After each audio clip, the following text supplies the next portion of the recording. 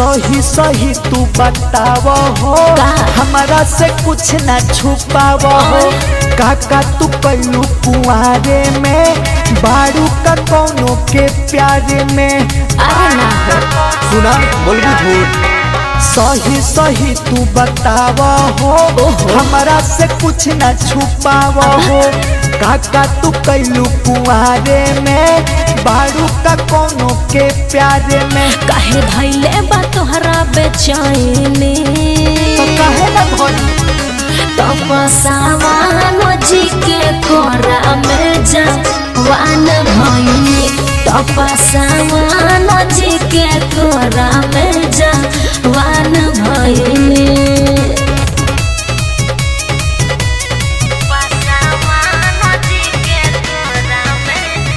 Dance studio Arrah. नैहर में कैले बारू के तना नदानी, तोहरा से शादी करके हमें पछतानी। ढेर जाना सब पता लगल बा। सुना बोला बीतला बतिया रतिया पूछला आने रे। केतना ले कहीं खेला खेलनी अकेले, एहो बरना लभर पटैनी। तो कहल का चाहता रू, तपस्यावानो जी के कोरा में जवान भइनी। तपस्यावानो जी के कोरा में जवान भइनी।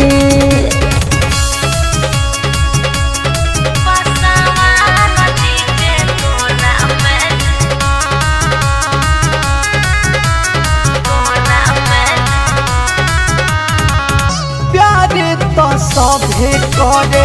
अच्छा काका तू कहलू पहिला में से जिया पता बड़ी सहरा माइलू। दाची हर तरे नीतेश उपेंद्र हमके भेजले सिखा के। छाव भाव धरी हो जानू रमेश भीरी जाके। हम तो करे सिखावल कईनी।